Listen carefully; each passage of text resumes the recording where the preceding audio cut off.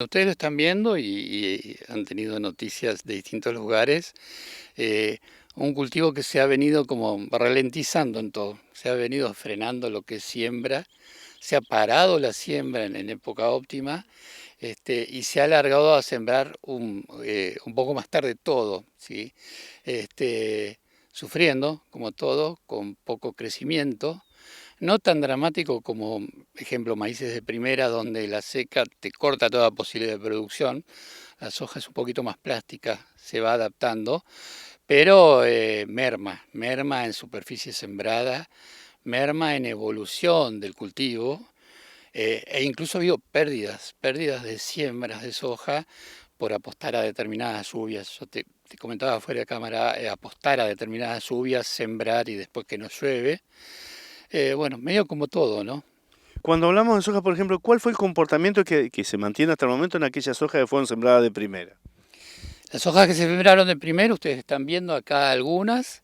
Ahí atrás tenemos una muy temprano, 20 y pico de octubre. Esta sobre la que estamos es de los primeros días de diciembre, 5 o 7 de diciembre.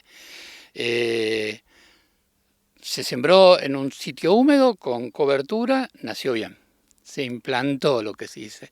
Y después se quedó, fue creciendo despacito, fue creciendo muy lentamente. No cubre el surco. Ya estamos a mediados de febrero prácticamente y ven que una soja de principio de diciembre, fecha óptima prácticamente, no cubre el surco, por lo cual lo que es cosecha de radiación va a ser menor también. No solo falta de agua, sino también va a ser falta de radiación. Están chicas las hojas de primera, están ahí esperando alguna lluvia importante para evolucionar. Eh, Sojas muy tempranas, como la que les mencioné de octubre, incluso llegaron a empezar a secarse de abajo para arriba. Crecieron bien por sembrarse tempranos con humedad, lotes chiquitos, y hubo un momento, ahora un par de semanas, que empezaron a tirar hoja siendo todavía jóvenes, entre comillas, no era madurez, era sequía, empezaron a tirar hojas de abajo para arriba. Eso se frenó, pero están defoliadas. Y había indudablemente cierta esperanza a la hora de implantar lo que era la soja de segunda, que indudablemente quedó en esperanza nomás. No se dieron eventos de lluvia que permitieran algo sembrado que tuviera suficiente humedad para llegar a implantarse. Implantarse es cuando ya nació, largó el primer par de nudos y decís, bueno, la soja está. De aquí en adelante le puede faltar agua, pero cuando venga agua va a brotar. No se dio eso, no se dio la implantación adecuada de soja. Eh, Hubo lotes perdidos enteros de soja, ya te di, como te comenté recién, porque el grano o por ahí se hinchó un poquito y quedó ahí y se pudrió, o directamente el grano no se embebió de agua. Y esta situación por la que atravesó la soja de segunda, me imagino que ha dado lugar a numerosísimas consultas en cuanto a la posibilidad de una implantación ultra tardía, si queremos denominarla de alguna manera. En las últimas 3 semanas, cuando se empezó, hubo alguna lluvia dando vueltas o se empezó a hablar de que volvían las lluvias, empezaron a llover las consultas de colegas sobre lotes que estaban en blanco, incluso lotes en blanco que tenían algún herbicida preemergente pensando en una soja segunda y no se habían sembrado nunca, ¿qué hacer? Eh, en esas situaciones, bueno, tiramos 3 o 4 pautas que por ahí publicamos, pero básicamente era ponete una fecha máxima, ultra tardía, la experiencia que tenemos hasta los primeros días de febrero y no más. O sea que para estos momentos que estamos en esta nota, quizás ya cerró incluso la fecha de ultra tardía de soja. Bueno, arrimar surcos, aumentar un poco la densidad, buscar grupos de madurez intermedios, ni muy cortos ni demasiado largos que te corran riesgo de helarse. Pues hay que empezar a pensar en la helada temprana, ¿viste? ¿El tipo de suelo puede ser una referencia para este tipo de siembra? El tipo de suelo es importantísimo. El tipo de suelo en su condición de albergar o almacenar o, digamos, captar cualquier lluviecita que venga es importante. Incluso la cobertura del suelo es importante. Si son lotes que están con una cobertura bastante pareja, seca, porque no, es un rastrojo de cultivo anterior, ¿no? Esos son los lotes ideales para capitalizar cualquier milímetro que caiga, ¿no? Esas son las mejores situaciones.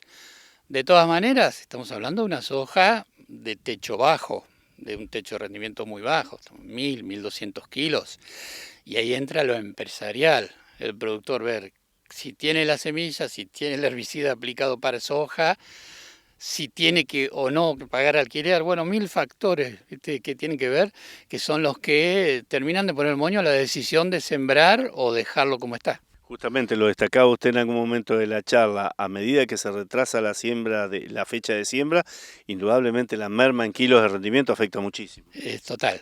Trabajos hechos en esta misma unidad por Hugo Pelzer, lo acompañé yo en los últimos años que él estuvo antes de jubilarse, hablan de caídas de rendimientos muy fuertes. A partir de 20 de diciembre en adelante, cada día de atraso son alrededor de 90 kilos menos de rendimiento. El tema es cuando cruzás 25 de enero, ya te vas a fin de enero y principio de febrero, entran a jugar otros factores que no es solo bajo techo de producción, sino, por decirte algo, enfermedades foliares. O sea, que agarre el otoño, la humedad de las mañanas a una soja chiquita en vegetativo y te tengas oidio, que es una enfermedad poco común en soja, bueno, se da en estas hojas ultra tardías, ¿no?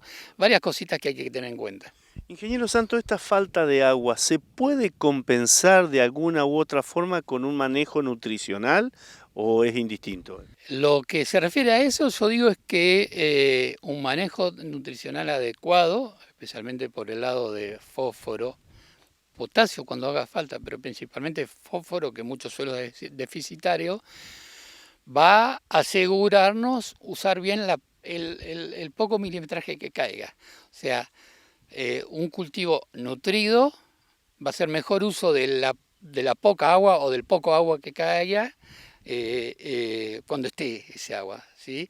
O sea, no se suple el agua con nutrientes, pero teniendo la nutrición, claro, teniendo la nutrición, especialmente el lado del fósforo, potasio, te aseguras de que la planta cuando recibe ese agua la va a captar.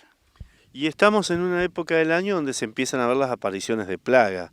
Ante una situación de sequía como la que estamos atravesando, ¿cuál es el panorama al respecto? En este momento, puntualmente, noticia de ayer y noticia de hoy, está empezando a haber, además de lo que ya han hablado, que es el 7 de oro, que está en todos lados, que particularmente para soja no es dañino, se alimenta un poco de polen, pero lo que está empezando a ver es el complejo de chinches. Ha habido muy poco ISOCA, muy poca, en ese sentido nuestra especialista Adriana Saluso larga un boletín semanal hablando de eso. Ha habido muy poco presencia de lepidópteros, de orugas, pero sí estamos empezando a tener el complejo chinches, que cuando tenés una soja que ya está con alguna vaina, tenés que empezar a mirar con un poquito más de cuidado.